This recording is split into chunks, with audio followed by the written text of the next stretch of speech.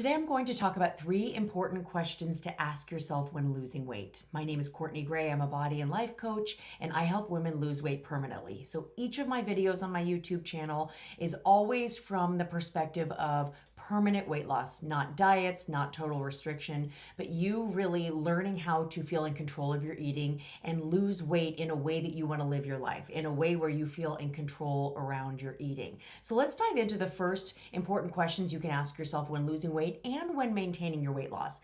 The first question is, but what can I do? The reason why I love this question is so often we are focused on what we can't do, what won't work, how we don't have enough time, how we don't know what to do, how we don't know what to eat, how we don't we're very, human beings are biased toward the negative, and we are very consumed quite often. Even if we're a positive person, we're kind of consumed with really thinking about things from a negative lens. And so that's a great question to ask yourself, but what can I do? This is a very empowering question, and it has you taking ownership of what you put in your mouth.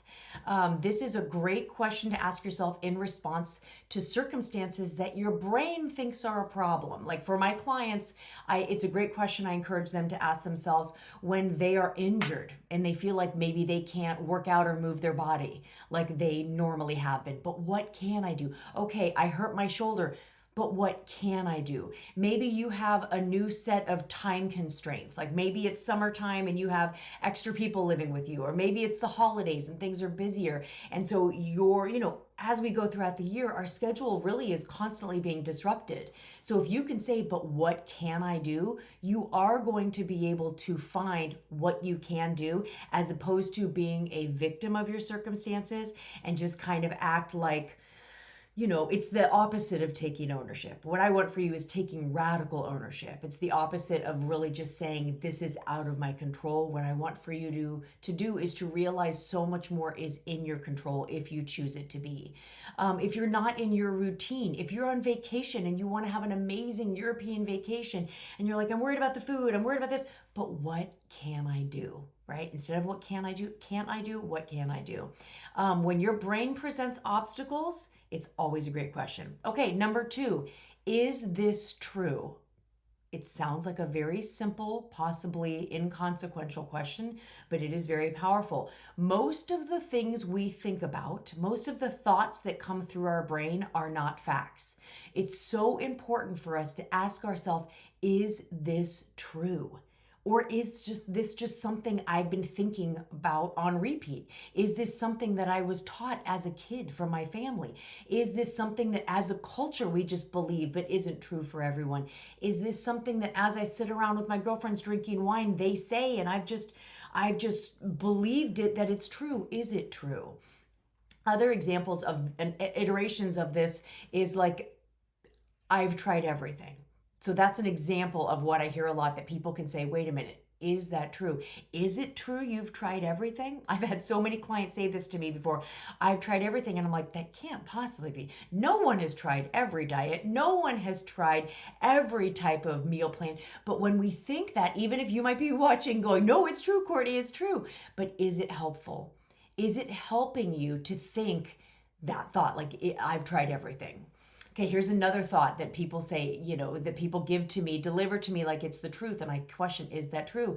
They'll say, this is what happens as we get older, our body. This is just what happens as I turn 50. This is just what happens now that I'm 70. Almost just kind of like it is out of my control. You can see this one, just like the first question, it's very victim-y. It's a question we need to say, is that true? Is it true that this is what happens in our 50s? No, not necessarily. We don't have to gain weight in our 50s. We can look around and see many people. If you don't have people in your circles, you can possibly see many people online or many people in other areas of the world living radically different lives. So is it true it's what happens in our 50s or 60s as we get older? Not necessarily. What about the thought, people say, well, I'm in menopause. Right? This is just how it is in menopause. I hear so many people not happy in their body and they're blaming menopause. Is that true? Are there people in menopause that are killing it at life? Are there people in menopause that are figuring it out? If you want to find the truth in that there are people in menopause figuring it out, you will find the truth in that. I have a lot of people, this one might trigger you, but hang in there with me. I have a lot of people telling me I eat really well. Is that true? And what does that mean? What does eating really well mean? If you're not in a body that you're feeling like is amazing, if you're feeling like you're in a body where you're overweight and you're not feeling the way you want to feel, you don't look the way you want to look, you're frustrated, but you're telling yourself I eat really well, you are going to stay stuck. You're going to stay stuck for years and years and years telling yourself that you eat really well. Is that true? Maybe you do eat well, but could you eat better? So if we just sit and go, I eat well, that blocks us. But if we go, I do eat well, but maybe I could eat better, do you see how that changes things? So you can say, is that true? Is it helping me thinking that? Here's another one. I can't think about one more thing. I'm done. Like many women experience this when they have a really busy day. So at the end of the day, they feel like, oh my gosh, Courtney, I didn't eat well because I was just done. I couldn't think of one more thing. Is that true? Right? I can't eat healthy because I just can't do one more thing. Is that true? We know it's not true. We know that's absurd because if you were in your kitchen thinking it's been a long day, I can't think about one more thing. I just have to eat whatever's presented. I can't make a healthy choice because I'm incapable of thinking and putting energy into something else. We know that's not true because if all of a sudden your child ran in the kitchen and was in a crisis, you would be there for them. You could think of one more thing. If someone called you and said, hey, we need you over here right now, things are not going well with this or that, you would be the first step to step up. Well, you're amazing. We women are amazing. So when we say to ourselves, I can't do one more thing, I can't make another decision, I can't, and then oftentimes we end up eating to make ourselves feel better, we have to say, is that true? It's not true. We're kind of amazing. Last one. This is a very specific one that I hear a lot that I love saying to my clients, is that true? It's hard to lose weight because I travel a lot. Is that true? No.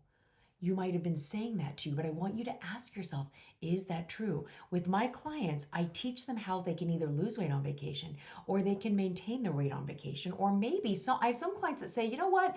I've lost 20 pounds. I still have more to go, but I'm going on vacation and I don't mind going up a few pounds because I really, really want to just enjoy the food. That's a big part of the culture of the place we're going. I want to enjoy the food. I'm not going to gain like I usually do, but I'm just going to gain a little and it's going to be okay. But to say to ourselves, it's hard to lose weight in my life because I travel a lot, that is not serving you. And so I would ask, is that true? Is there another way to think about this? And that leads us to our third question to ask yourself if you're trying to lose weight and maintain that weight loss is, what would make this easier? How can you support yourself? One of the best ways to support yourself and to make things easier is to take some decisions away. Okay, what would make this easier is lay out your clothes. Lay out your clothes. Plan out your food. Don't buy the food that triggers you. Ask your partner, not to ask you if you want ice cream. I have so many wonderful clients and their partners support them working with me, support them joining my programs, and they're doing great. But then their partner also will say, hey, do you want some ice cream? Or, hey, I brought you a handful of this. Or, hey, ask your partner, hey, please don't do that to me. That would help me make this easier. Okay? So here are the questions again, recapping them. But what can I do? We get so obsessed with all the things that are hard and all of our limitations to really think, what can I do? How can I take ownership of my life? Question number 2, is this true? I'm telling myself a story. I love to think of it as a story. I'm telling myself this story, possibly a story I've been hearing from other people or been telling myself for a long time, or I hear the narrative in society. And is it true? Is it possible it could be different for me? And then the third one, what would make this easier? I love asking myself this. What would make it easier? Oftentimes in my program, I will have my clients think about what might be an obstacle for that day, right? When they're thinking about their day or thinking about their weekend or thinking about their vacation, they want to eat healthy, they want to get stronger, they want to lose weight or maintain the weight loss. I will say, what obstacles could come up? Identify them in advance. and then say, what would make this easier? How can I support myself? We as women are so used to supporting everyone else around us. We're so good at it. We can not only support everyone around us, we can also support ourselves. I love saying, I have this analogy that I say is that we women are so good at putting everyone else first. We're not good at putting ourselves first. We always put ourselves on the back burner. When you think about a stove, a typical stove, the stove has 4 burners. We are constantly putting ourselves on the back, but there's 2 in the front. There's 2 front burners. Put your family on one, put yourself on the other. It's not going to take away from anyone else. In fact, I believe when we start putting our own needs and wants and self-care first, that actually supports everyone else. And when I say self-care, I'm not talking about baths and pedicures.